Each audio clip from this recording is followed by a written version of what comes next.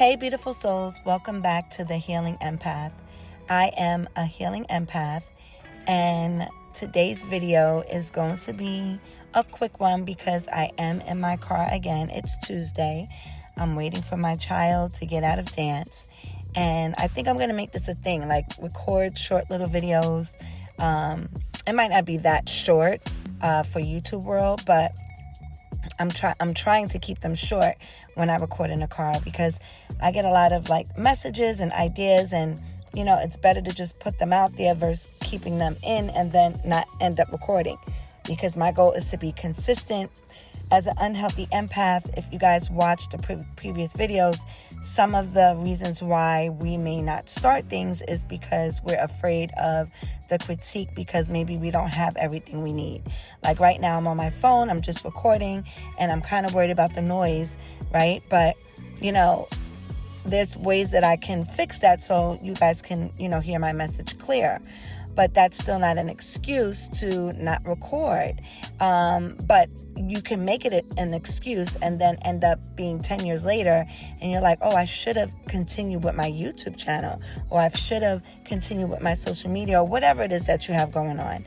And if you look at my previous videos, that's one of an unhealthy empath's traits, is not finishing what you start, or, maybe not starting at all, like I said, because you just want everything to be perfect. But that's just not the reality of things. And all the greats out there that had podcasts and TV shows, if you look at the earlier versions of the show, everything compared to how they evolved, that is the goal, to evolve and to put yourself out there if this is what you want to do. So for all my empaths out there that want to start a YouTube channel or do anything, don't worry about everything being perfect or you having everything in order, because it might not work out like that. And then you're going to regret it. 10 years goes by so quick. And then you're going to be like, oh, I should have started this. So yes, as you can see, my videos are a little unorthodox, but it is what it is. In here, I'm passionate about this topic, and and I'm in my healing. I'm on a healing journey, and I feel like it's exciting, But anyway, guys, before I get into anything, please hit the subscribe button, and also your notifications, turn them on so you can see my videos as they come out.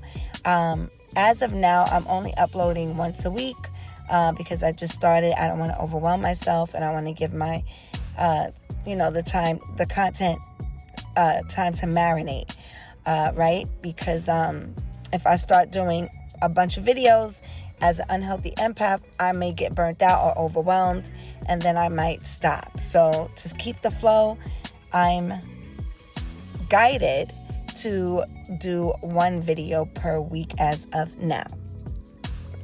Okay, so today's topic, really quick, tonight's topic for me, is about your soul tribe and an empath's craving or need to have a soul tribe.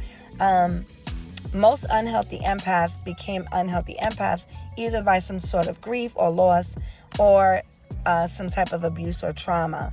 And if you were, I don't want to say lucky, but if you were blessed, even though you can still be blessed growing, that's a whole nother topic. But if you were blessed to grow up in a family that did not have the trauma or the toxicity in your family dynamic, and your parent taught you how to have empathy and love and allowed you to express yourself and encouraged you and just embraced those parts of your sensitive self and encourage you to bring them out, then you probably are a healthy empath.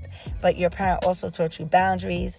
They didn't bully you. They didn't discard your feelings or anything like that, like an unhealthy empath like myself was born into. Okay, so, and before I get into this short topic, go back and look at the other videos if you are not sure if you are an empath, if you're not sure what you are. If you're an empath, if you're not, you can go look at that video to see if you have any of the similarities that I talked about in that video. Okay, so today's topic is about the soul tribe that an empath needs and craves, right? So like, again, I was brought up in a toxic household, and from being brought up with a single parent in the home and the things that I experienced, I felt like all the friendships that, not every last friendship, but a lot of the friendships have had some toxic energies to it. A lot of either misunderstanding, or I didn't feel like people got me 100%, you know.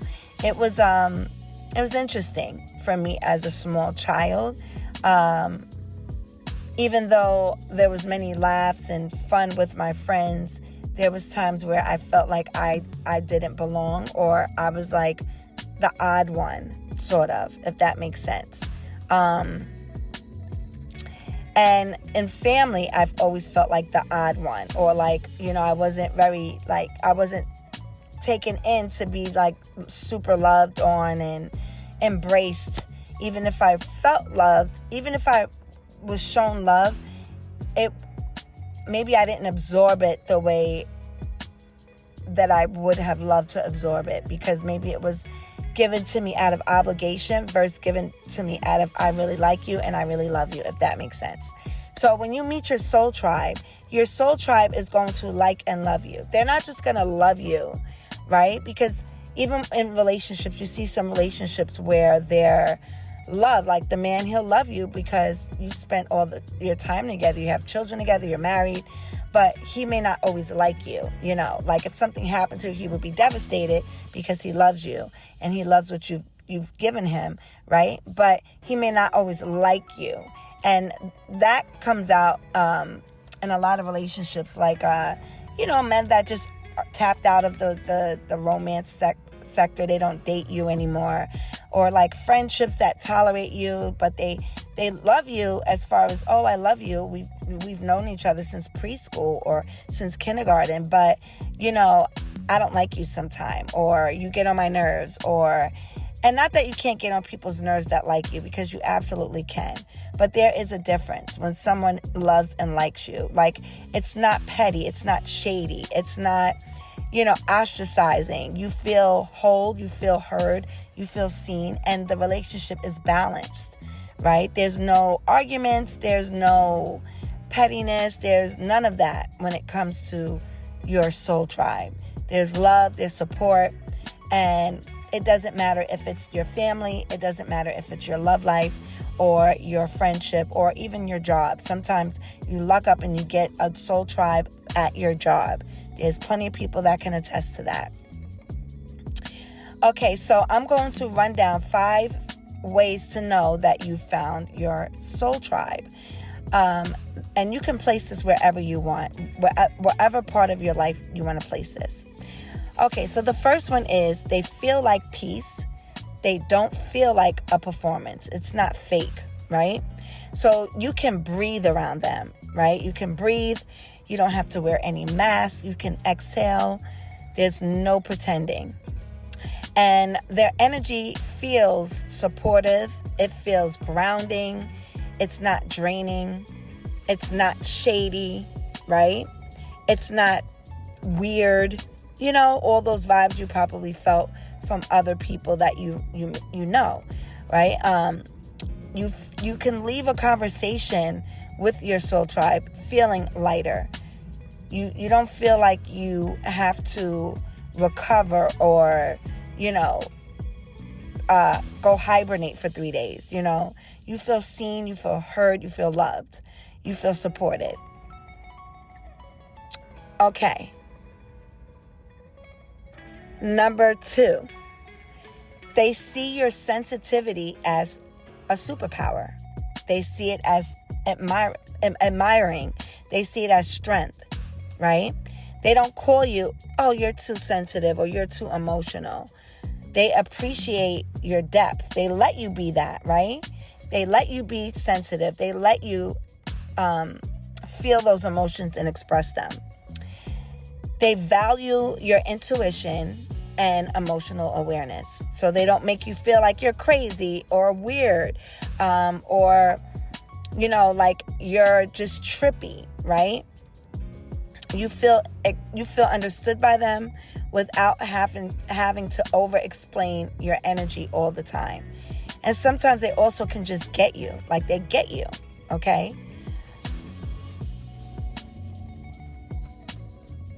Number 3, the energy exchange feels balanced between both of you, right? Or your family or coworkers, whoever it is, the energy exchange feels balanced. It's not you always doing the listening or the healing or supporting. They check in on you as well and support and listen to you and heal you as well. Even if they're not empaths, they are emotionally reciprocal. So it's like a give and take energy.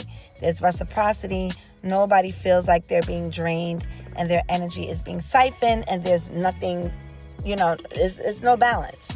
Even in a relationship, like, it's like, if you find yourself doing the calling and you're not getting a call back, and then you find yourself, over explaining yourself, and then you're not getting that energy back from that person that you like, that means that the energy exchange is imbalanced. It's not balanced at all. So it's like, how can the relationship sustain and have substance if there's no balance? Then it's off the scale, right? So then it's not going to survive. It's going to be a lot of conflict or insecurities, right? Even if it's a friendship, it's not just specific for your wife, girlfriend, or someone you're dating, or or a coworker. It's for any area of life, right? Your soul tribe can come. Number 4, you can be your authentic self, even when it is a little messy or you're feeling a little crazy. My personality is I'm very loving, supportive, I'm kind, I'm sweet, but I'm also a little crazy, I could be a little dramatic and silly at times. I love to laugh. I love to have a good, sometimes roasting session, right? But I can be myself even when it's messy because they don't care. They love that side of me, right? Right? I can just be real, right? You don't have to spiritually bypass or stay positive, quote unquote. You can be yourself. You can be, you can have your happy days or your sad days around them, right? They're not going to shrink that away from you, right? They're not going to shrink it away from your emotions or your intensity, okay? And vulnerability also feels safe and not risky. So when you're able to be vulnerable around someone without feeling judged or without feeling like you're doing too much, quote unquote, that's how you know you found your soul tribe. That's exactly how you know.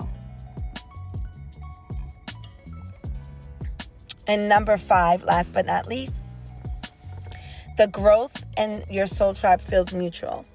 So everyone is evolving together. Nobody's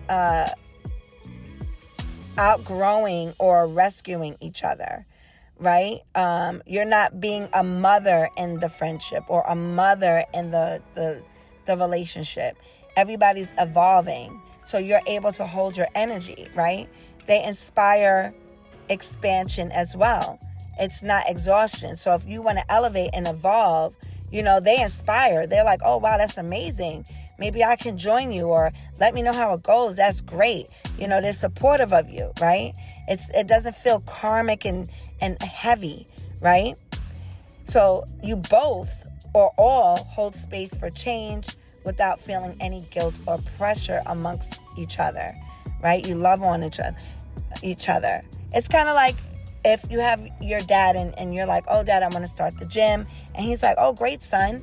That's amazing. I know a thing or two. Would you like me to join you? I want to get in the gym too. I want to feel good too. I want to be healthy just like you, son. Or whatever. And then he goes to the gym with his son. And he supports his son in the gym. Now, if it's one of those relationships that is heavy and just like karmic and just like, and really not your soul tribe, they're going to make an excuse. They're going to say, why do you want to do that? You look fine already. What do you want to be like those muscle daddies? Or what do you want to be like those muscle mommies? It's just kind of like they critique you for nothing when you're just trying to better yourself. And then it becomes this big hoopla of a discussion over something positive, right? So we're fighting because I want to try something new and something positive. Or we're critiquing because I want to try something new or something positive. And that's kind of how you know, okay, this isn't really my soul tribe. This isn't really working for me. And unhealthy empaths constantly, if they're not aware, they're trying to explain themselves to these people that are not really their soul tribe. And don't get me wrong, we love family, we love the friendships, we love the lovers and relationships, but sometimes even the family you're born into isn't your soul tribe, quote unquote. They don't get you. They barely understand you. They don't even understand themselves. They don't want to evolve. They want to stay in the same mindset, and they mock you for wanting more and better for yourself. You have to dim your light because you don't want to ruffle a feather of your dad, of your mom, of your sister, of your brother, of your best friend. If you're doing things a little unorthodox, here they come. Instead of encouraging you and giving you a genuine love, they're going to talk bad about you and behind your back, or say you're weird to your siblings. Some parents do that. They have favorites. They'll talk about the other kids to the other children. This happens all the time. You see it all over the internet. I'm the only child, but I have known that some parents, not all, do ostracize or separate their kids, and they make them as if favorite versus non-favorite, and maybe they don't say it out loud, but it's very evident that they do that. Or if you have a child that is a little bit more eccentric in the way they dress or the way they do things, it's being mocked or talked about. And your soul tribe will get you and say, wow, that's cool. That looks good. I remember my daughter went through a little phase when she was in middle school, my oldest daughter, and she wanted to be sort of like emo. And then later we discovered she loved, one of her close friends was her style, and she wanted to try it too, and she thought it looked cool, and she was doing it, but she discovered later that wasn't really her. And I'm so happy that she discovered that on her own. But that's sidebar. That's not even what we're talking about. The point is, I didn't discourage her because she wanted to try that look. I wanted to support her in that, so we brought her things, that she liked. And, she grew out of that now. But the point is, you support. As long as it's not harmful to the person, you support them, you love on them. But you really can't teach somebody to be your soul tribe. That's another thing. You have to find your soul tribe. If you didn't find your soul tribe, you got to pray to God. God, send me my soul tribe, please. Some people that can understand me. But remember, God understands you. If you believe in God, God definitely understands you more than anyone else can ever. But as people, we need that interaction at times. So it's so good to have a soul tribe that gets you, whether that's in your work environment, whether that's in your family environment, whether that's your spouse, your wife, your husband, whether even that's your children, or your siblings, or friendships, Sometimes,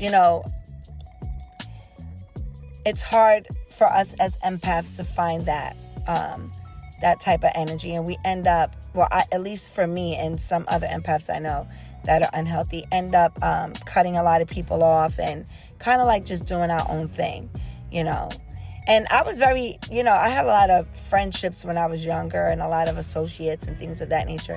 Got along with majority of everyone. But some of the ones that were really close to me, we would butt heads sometime over stupid things that we didn't agree on. And I didn't think they got me. And, they talked to me a certain way or whatever it is and think this about me. And it's just like I can't be my full self because, they're not really my soul tribe. And that's no shade to anyone. It's just a fact. Everyone has those people that get them. Everyone not everyone experiences it, but everyone should understand what I'm saying. It's no shade to my mother, my father, my friends, or whoever. It's just what I'm saying is that your soul tribe matters. And when you get your soul tribe, you will know by at least 5 of those things I just named. And your soul tribe matters. Go out and find your soul tribe, guys. If you can't find your soul tribe, I'm not saying go and just talk to anybody to be your soul tribe. But, create your own soul tribe within you in a relationship that you have with God. And go out there and take care of yourself, pamper yourself, loving yourself. And when you're loving yourself in the least expected moments, sometimes things like that happen where you'll meet new people, or you go land a new job, or if you start a new business or whatever it is, you'll end up meeting sometimes your soul tribe, which is a blessing. So for those of all my empaths out there, and especially the unhealthy ones, if you've met your soul tribe, hold on to your soul tribe. And honestly, I don't even think you need to hold on, because your soul tribe ain't letting you go, and you ain't letting them go.